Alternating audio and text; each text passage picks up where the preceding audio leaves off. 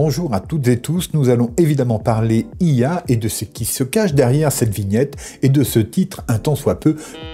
Eh bien c'est simple, concernant de nombreux points, les meilleures IA ne sont pas forcément celles dont on parle le plus. Sora, nous sommes impatients, nous attendons de voir. D'ailleurs voici quelques images qui viennent tout juste d'être publiées par un collaborateur du projet.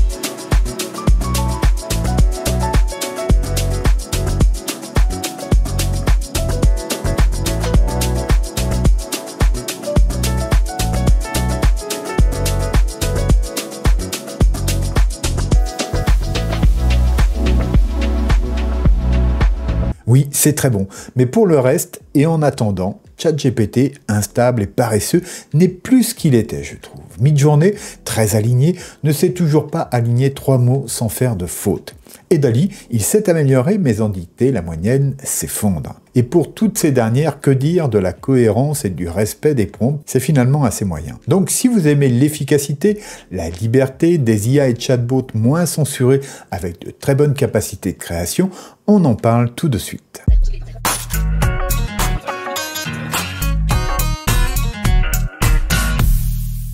Je vais vous parler de 2 outils, un chatbot très versatile et plein de promesses, et à présent je vais vous parler de l'IA qui a produit à 90% cette vignette. Oui, l'image et la typo ont été générées par l'IA sans mon intervention, à part le prompt que je lui ai donné, que voici, et que j'ai bien sûr traduit en anglais via DeepL. Ensuite, j'ai juste fait un swipe face avec Face Fusion, et enfin j'ai ajouté le texte du bas et les pictos pour obtenir ce résultat final très satisfaisant. Eh bien l'IA que j'ai utilisé, j'en ai parlé ici même au mois d'août 2023, il s'agit d'Ideogram qui vient de passer son modèle en version 1.0. Oui, produire ces contenus pour YouTube, c'est vraiment un gros travail. Alors pour m'aider à produire plus de vidéos et soutenir mon travail ici, merci de cliquer ci-dessous sur le pouce vers le haut, de vous abonner si ce n'est pas encore fait et d'activer la cloche qui vous préviendra des prochaines publications. Et si vous pouvez partager cette vidéo sur vos réseaux, ce serait vraiment génial. Je vous remercie. Oui, Ideogram est donc désormais en version 1.0, du moins vous pouvez accéder à ce modèle-là. Alors, on va revenir sur Ideogram dans quelques instants. Là, je vous présente un petit peu ces nouveautés et quelques exemples qui sont vraiment très parlants. Alors déjà, toutes les images que l'on voit ici sont générées par Ideogram, ainsi que, évidemment, tous les textes présents. Alors, il y a quand même une chose que je dois préciser, c'est qu'il est meilleur quand même en langue anglaise, mais on arrive à lui faire sortir des choses en français, et par contre, il vous faudra sans doute de tirages. Voilà ce qu'en gros, Ideogram est capable de sortir comme ça, à partir d'un prompt. Ça, vous pouvez toujours essayer de faire la même chose sur Midjourney ou DALL-E. Vous aurez de la chance si vous obtenez de tels résultats. Au mois d'août, quand j'ai découvert Ideogram pour la première fois, c'était la qualité de tout ce qui était illustration et choses qui sortent en fait du photoréalisme. Et là, on peut le remarquer à nouveau. Vous voyez dans cette série d'images, donc non seulement on a des choses que l'on pourrait qualifier de photoréalistes, ici par exemple, voilà, c'est quand même un beau rendu sous-marin, et une typo qui est parfaite, genre 3D, etc. Bon, c'est vraiment super. Là, on a une image généré à la façon d'une publicité, eh bien là encore, c'est très très bon. Voilà, vous avez vraiment énormément d'exemples. Je ne dis pas que qu'on obtient cela du premier coup, mais franchement, pour l'avoir bien testé ces jours derniers, eh bien c'est vraiment un super outil, que ça soit pour créer de l'illustration pour vos articles, pour des t-shirts, de l'imprimerie, pour des couvertures de livres, des affiches, etc. Vous pourrez y trouver non seulement des résultats probants, mais aussi de l'inspiration, bien entendu. Et là, ils mettent l'accent sur ce qu'ils ont souhaité faire ces derniers temps, c'est de travailler effectivement le photoréalisme. Alors, je pense qu'on n'atteint pas le niveau de Midjourney, tout à fait, mais quand même, il y a des tirages qui sont fort intéressants. Regardez celui-ci, moi je le trouve assez sympa quand même. Je veux dire, cette femme aussi est plutôt très bien. Et ensuite, voilà, on sort un petit peu du cadre, mais regardez cette belle image de dinde, sans doute le jour de Noël. Bien sûr, je vous mettrai cette adresse ci-dessous en description. Vous pourrez vous-même aller voir cela dans la meilleure qualité qu'il soit. Bien sûr, Ideogram revient sur le fait qu'ils sont aussi forts pour les résultats créatifs et artistiques. Donc, ils n'ont pas oublié ce côté-là, ce point fort de leur ADN. Et on peut voir ici, voilà, toutes les possibilités qui sont offertes. Là, je trouve ça assez génial. Ça aussi, c'est vraiment formidable. Ideogram, c'est vraiment l'IA que vous devez découvrir. Si vous ne la connaissez pas, voilà, je vous la représente à nouveau parce que vraiment, elle a fait d'énormes progrès et que c'est un outil, quand on est dans la création de contenu, qu'on ne peut pas ignorer. Regardez ce merveilleux poulet qui est réalisé à partir de frites et de morceaux de poulet frit. Ce document, cette page est très intéressante. Vous voyez, on peut réaliser des mèmes comme ça en un instant. Bravo à l'équipe d'Ideogram. Alors, nous voici sur ideogram.ai. Je vous mets le lien, bien sûr, en description. Et là, je voulais vous faire voir que ce modèle est quand même moins censuré que d'autres que nous connaissons, puisque là, il y a quelques instants, je pouvais voir des visages assez connus. Voilà, on a les princes d'Angleterre qui sont présents ici, vous voyez, et d'autres célébrités que l'on retrouve ici dans ce flux communautaire. Donc, moi-même, j'ai testé et je n'ai pas été limité du tout, donc, dans les générations. Dans ce flux communautaire, vous avez ici le tout venant, donc au fur et à mesure que les gens génèrent des choses en mode public, parce que quand on paye, bien sûr, eh bien, on peut garder ses créations privées et pour tout vous dire, vous avez toujours droit à 100 images générées par jour, c'est-à-dire 25 prompts, ce qui est déjà pas mal et largement supérieur à tous les autres modèles gratuits que vous connaissez. Et surtout, vous pouvez juger ici de la qualité. Si on va voir un petit peu du côté des top créations, donc celles qui ont été sélectionnées par les équipes, eh bien, on peut voir qu'il y a vraiment de très belles choses. Et ce que je trouve intéressant en plus chez Ideogram, c'est que le style n'est pas nécessairement reconnaissable. C'est vraiment quelque chose qui sort des habituels Dali ou Midjourney. Il y a une espèce de style inhérent à Dali et Midjourney qui, je trouve, n'est pas présent ici. Et c'est ce que j'aime chez Ideogram. En plus, bien sûr, de ses capacités à écrire, comme vous pouvez le voir ici. Vous voyez, c'est vraiment très très intéressant et là, on a de quoi faire en tant que créateur de contenu. Alors, comment ça marche? C'est très simple, j'ai déjà fait une vidéo sur Ideogram au mois d'août l'année dernière. Vous pourrez toujours vous y référer et sinon, je vous fais voir brièvement les choses à savoir de cette nouvelle version. Prompt à présent, donc on clique tout simplement ici, vous voyez que la zone s'élargit et tout simplement, eh bien, je vais ici coller ce prompt en anglais, bien sûr, c'est important. Vous pouvez le taper dans DeepL en français, mais n'oubliez pas, voilà, de le traduire, de le faire traduire. Donc, je vous laisse lire le prompt à l'écran, vous mettez en pause, et puis, vous avez une fonctionnalité assez intéressante ici qui s'appelle le Magic Prompt. En fait, s'il est ici à off, c'est strictement le prompt que vous avez tapé qui va générer l'image. Si vous mettez ici sur Auto, vous aurez un mix entre votre prompt et un prompt amélioré par l'IA. Et si vous l'activez en On, eh bien à partir de ce prompt, Ideogram va générer un second prompt qui, lui, va être donné à l'IA pour la génération de l'image. Donc, bien entendu, ici, vous pouvez choisir le ratio. Vous en avez un certain nombre, comme vous pouvez le voir ici.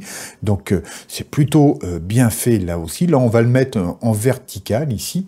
Et puis, bien sûr, on peut choisir ici des styles, des mots-clés. Là, je vais le laisser brut en activant le Magic Prompt et tout simplement, on fait Generate. Alors, vous allez voir, idéogramme est plutôt rapide.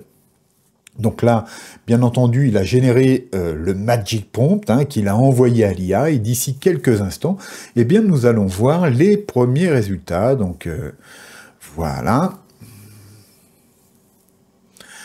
Donc je crois qu'il en manque une partie, mais non, tout est là, regardez-moi ça. Eh bien écoutez, c'est pas mal du tout. Il y a certainement une de ces 4 images qui est tout à fait utilisable si jamais j'en avais besoin, puisqu'il n'y a pas de faute sur la plupart. Donc vous voyez, c'est vraiment excellent et bien sûr on pourrait y appliquer des styles, donner d'autres instructions. Franchement, je vous invite à essayer Ideogram, c'est vraiment... à mon avis, pour les créatifs et pour l'image, sans doute l'outil que je préfère actuellement et qui me permet de sortir des images qui sortent de l'ordinaire. Allez, à présent, on va passer à OpenWeb UI, qui est en quelque sorte une interface pour les lanceurs de LLM. Et vous allez voir, c'est très pratique. Je vous avais présenté Jan, qui était du même genre d'outil qui permet de lancer des tas de modèles, Jan.ai. Et bien là, c'est encore mieux, je dirais. Pourquoi? Parce qu'on a un plus large éventail de modèles, très certainement, et puis des fonctionnalités comme une API, etc., qui est vachement bien faite. Alors, je ne vais pas rentrer dans les détails ici, mais je vais juste vous dire comment l'installer et l'utiliser et vous faire voir aussi quelques résultats de génération. Vous allez voir, c'est quand même très bon.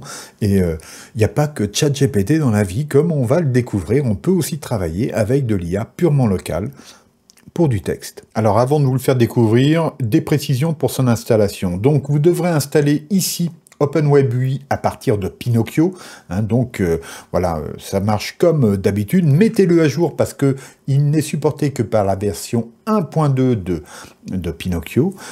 Donc vous savez, vous allez sur pinocchio.computer, vous téléchargez, vous écrasez, vous installez, ça écrase l'ancienne version et ça n'empêchera pas aux autres outils de fonctionner. Et ensuite, vous installez OpenWeb UI, mais il faudra installer autre chose. C'est un outil qui s'installera donc sur Windows, qui est donc Ollama. Vous trouverez ça sur ollama.com. Vous téléchargez, vous l'installez, et à chaque fois, vous devez le lancer avant de lancer donc OpenWeb UI sur Pinocchio. C'est ce qui permettra en quelque sorte de charger et de faire tourner les modèles en bénéficiant du calcul sur les GPU, etc. Donc, sans Ollama, eh bien, OpenWeb UI ne fonctionnera pas. Avant de vous faire voir quelques exemples de génération, je vais vous faire découvrir le settings de OpenWeb UI. Et donc, je vous invite à aller tout de suite ici, donc, sur votre compte. Voilà. Alors, votre compte, parce qu'effectivement, il faut se loguer et créer un compte local sur OpenWeb UI pour accéder ensuite aux fonctionnalités. Et donc, vous devrez vous loguer à chaque fois que vous le lancez. Bon, c'est ainsi, mais ça permet de gérer plusieurs comptes et de savoir qui y accède, etc. Première chose que l'on trouve ici dans l'onglet Général, vous voyez qu'ici, j'ai donné un cours prompt système pour lui dire que voilà, on ne discutera ici qu'en français, sauf indication contraire. Et puis vous avez aussi ici les traditionnels paramètres complémentaires. À vous de voir ce que vous voulez bouger là-dessus. Ensuite, en termes de connexion, eh bien, vous avez l'adresse, donc API, donc fournie par Ollama. Et ça, c'est vraiment super pratique parce que si vous avez des scripts qui fonctionnent avec OpenAI, eh bien, vous changez simplement l'adresse. Là, il n'y a pas besoin de clé API, bien entendu. Eh bien, ça va fonctionner parfaitement. Alors, bien sûr, il faudra installer un serveur web, enfin tout ce qu'il sera nécessaire de faire en amont pour pouvoir lancer vos scripts, mais voilà, j'ai testé, cela fonctionne et c'est vraiment génial. Ensuite, On a évidemment besoin de modèles, et là je vais vous faire voir la petite astuce. Alors, moi ici, pour l'instant, je travaille, comme vous pouvez le voir, avec Mixtral, et puis un que j'ai bricolé moi-même. J'avoue que j'aime beaucoup Mixtral, hein. Et comment les télécharger? Eh bien, c'est très simple. Pour cela, il faut aller sur Ollama, et alors je vais fermer ça, et vous cliquez ici sur Modèle. Alors, justement, vous avez vraiment énormément de modèles à disposition. Et si, par exemple, vous souhaitez un Mixtral non censuré, eh bien, vous pourriez tout à fait prendre celui-ci, par exemple, et ce qu'il vous faut, c'est récupérer ici le tag. Et le tag, donc, eh bien, c'est tout simplement Dolphin Mixtral, ici, pour le dernier modèle. Mais vous pouvez aussi choisir ici des variations, hein, sur ce même modèle. Donc, vous sélectionnez ceci, vous faites copier, vous retournez ensuite dans Open Web UI. Alors, je retourne dans les settings ici, voilà, et je rentre ici le modèle tag. Voilà. Et puis tout simplement, on clique ici et à partir de là, vous allez voir, voilà, Pulling Manifest, et le modèle est en train de charger. Et évidemment, à la fin, alors celui-là est particulièrement gros, enfin plus gros qu'un petit Mistral, bien sûr, eh bien, vous pourrez tout simplement le sélectionner et l'utiliser dans vos pompes. Donc, voilà, pour cela, alors, évidemment, il viendra se rajouter à ma liste ici. Je vais le laisser faire, hein, pourquoi pas. Alors, il faut savoir que moi, sur ma bécane, je suis passé ici à 64 Go de RAM pour pouvoir utiliser ces modèles-là. Et ma carte graphique, donc, c'est une 4070 RTX. Et ça fonctionne. C'est pas... en termes de rapidité, c'est à peu près de la vitesse d'un chat GPT, et ça me convient parce que les générations, on y vient, vous allez voir, c'est quand même pas mal. Alors il y a vraiment beaucoup à dire sur Open Web UI et Ollama, puisque en fait on peut connecter Automatic 1111, des synthèses vocales, etc. On peut s'adresser en vocal à lui, bref, on peut créer des assistants, on peut accéder à une bibliothèque de prompts communautaires, pareil pour les modèles files, qui sont justement ces assistants qu'on peut utiliser dans Open Web UI. Donc on pourrait y passer un sacré moment sur Open Web UI. Mais je vais vous faire voir, moi, des résultats que j'ai obtenus simplement avec des prompts très basiques. Par exemple, ce premier article ici. Donc voilà, je lui demande mon test classique, hein, merci de me rédiger un plan complet pour un article sur la création d'une chaîne YouTube en 2024. Et voici ce qu'il me répond, il me fait le plan, etc. Et ensuite, eh bien, je lui demande tout simplement de me rédiger l'article complet en utilisant le style journalistique et enthousiaste. Vous devez formater et le structurer en code Markdown. Eh bien, voilà ce qu'il me sort. Quand il s'arrête, tout simplement, je lui dis continuer. Il continue. Donc il s'arrête, je lui dis de continuer. Voilà, et il continue. Et jusqu'au bout, voilà, c'est parfait. Et ça, j'en ai fait plein, hein, des tests. Et je peux vous assurer que je ne suis jamais tombé sur les choses étranges qui m'horripilent parfois sur ChatGPT. Donc, je vais vous faire voir à présent un autre exemple, tout simplement. Donc, cette fois-ci, je change de sujet. Je lui parle ici de greffe d'armes, donc créer le plan d'un article sur la greffe des armes, voilà. Et donc voilà le résultat. Et puis ensuite, comme d'habitude, je lui demande à partir de ce plan, donc de me rédiger l'article complet. Et donc, il a fait une erreur ici, donc je lui ai demandé de recommencer tout simplement, et en utilisant donc le style Markdown, et voilà. Donc, vous voyez que le résultat est pas mal du tout. Là encore, il s'est arrêté au moment de la conclusion, voilà.